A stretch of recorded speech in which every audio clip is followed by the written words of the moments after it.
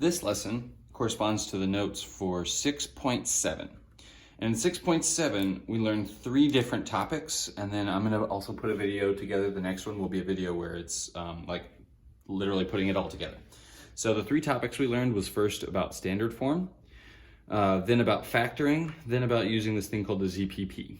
Okay, so I'm gonna give you separate examples so that you see lots of examples of how this works, and then like I said, the next video will be one where we put it all together. So standard form for a quadratic is like this: ax squared plus bx plus c equals 0. Now that equals 0 is very, very important. We cannot solve a problem if it doesn't say equals 0 at the end. All right, so first I've just got 2 equations, and let's see if we can put them in standard form. Now, it's obviously not gonna have the letters A, B, and C. The only letter you're gonna see is your variable x, or whatever letter it is getting used in that problem. It could be W, could be a Z, could be Y. But it just needs to follow this order. There will be a quadratic term first, and then a linear term, then a constant equal to 0. All right, so let's try to make these 2 examples turn into standard form. So it looks like I've already got my quadratic term where it needs to be. But the next thing should be a linear term, and that's over here. So what I need to do is I need to subtract it from both sides. Now, I'm just kind of squeezing it in the middle because there are no like terms for it to combine with. There's no other x to the first powers. So then I'll have my constant term, and if I cancel this out, there should be nothing left over here. So what I end up with is 3x squared minus 25x minus 10 equals 0. And you can check, and that should fit with the pattern something x squared, 3x squared, plus something x, I have minus, but it's still the same pattern, and a constant, I have a constant, negative 10, equals 0. That's the most important part. All right, let's try this one where we do have some like terms to combine. So again, I do see that my leading term is in the right spot already. I have my ax squared. But I have some stuff I need to combine, and of course I have to get everything over to the left side. So what I'm gonna do is I'm gonna subtract 3x from both sides. And since it can combine, I'm gonna stack it right underneath there. But I also have to make it equal 0, and right now it equals negative 12. So we're gonna add 12 to both sides. All right, so what I'm gonna end up with is my 2x squared. If I combine my like terms, I get minus 10x. And then there's this plus 12, pardon me, plus 12 equals 0, because everything on this side canceled out, so there's nothing left over, so it equals 0. And you can check ax squared, bx, c equals 0. So now we know how to put something in standard form. It's just move it all to the same side to make sure it equals 0, combine any like terms that you see. Now we're going to practice factoring. And notice I say factoring where a equals 1. So a is the number in front of the whole thing. And if there's no number in front, what we know is that's an understood 1, right? So this is a equals 1, and on this one, a is also equal to 1. So when we factor any problem, we know we're going from a trinomial to 2 binomials getting multiplied together. The first thing that we can do that's very easy is to just set it up with our parentheses and go ahead and factor the first term. And since the first term is x squared, it had to come from x times x. So that I already know goes right there. Now, the next thing that we need to do is we need to find what goes here, and of course, are they positive or negative, in order to get me the rest of the problem. So what I like to do here is I like to find factors of c that add up to b, okay? Factors of c that add up to b. Factors of c that add up to b. You hear me saying that a whole bunch of times. I hope it sinks in. You should probably say it out loud and memorize that. Factors of c that add up to b. Now here's what I mean. What is c in this problem? So we've got ax squared plus bx plus c. c is 27. Okay, so I'm gonna make a little factor tree of the number 27. That could come from 27 times 1, or it could come from 9 times 3. All right, now, of all of those possible factors that I just found, which one adds up to B, which is my middle coefficient? So 27 plus 1 obviously does not equal 12 because it equals 28. So that is not what I want. But 9 plus 3 does equal 12.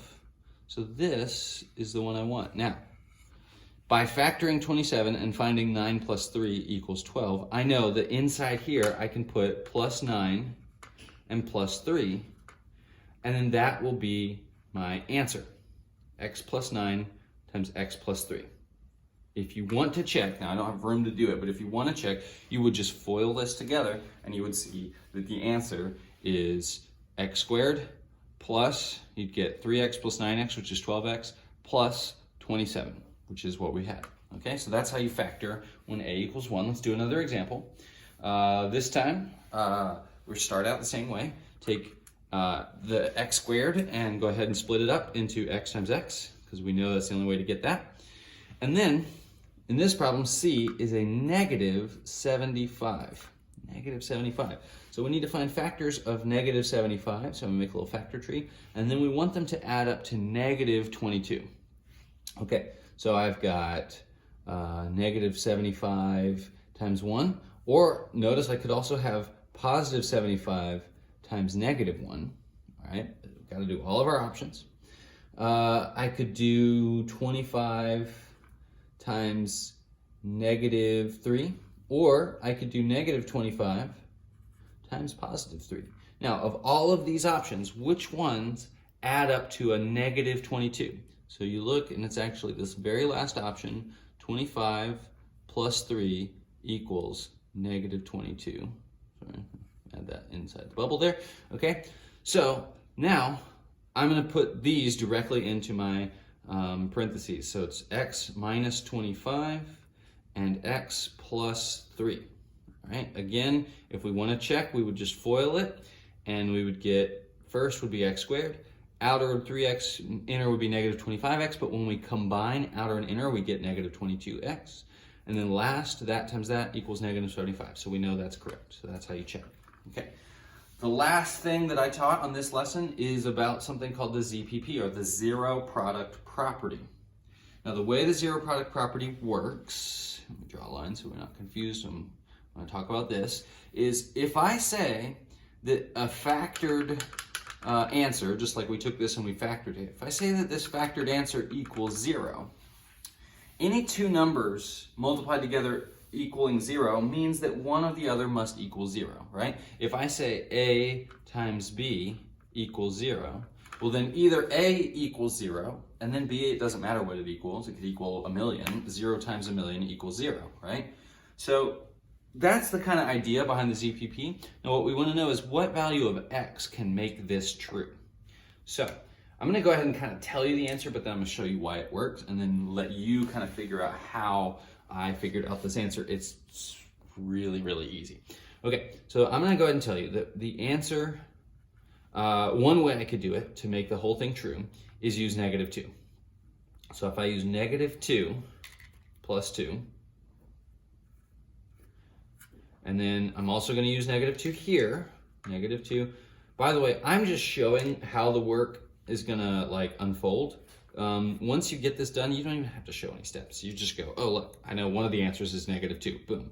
All right. So when I try negative 2, why does this work? All right. So negative 2 plus 2, that's going to turn into 0.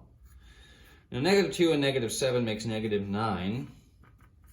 But it's 0 times negative 9, and of course we know 0 times anything is 0. So 0 equals 0, which is a true statement. All right, so one of my answers is negative 2. My other answer, like I said, I'm just going to tell you what it is and then let you figure out why it works. My other answer is positive 7. Let's use red. My other answer is 7. So I'm going to just plug in, I'll try to stick with my color scheme here. So I'm only going to put a red 7 in for the two x's there. And the rest of it I'll leave alone. So I have 7 plus 2, and I have 7 minus 7. Now this time on my first parentheses, 7 plus 2 is going to simplify to equal 9. But my second parenthesis, 7 minus 7, is going to simplify to equals 0. And 9 times 0, of course, is 0.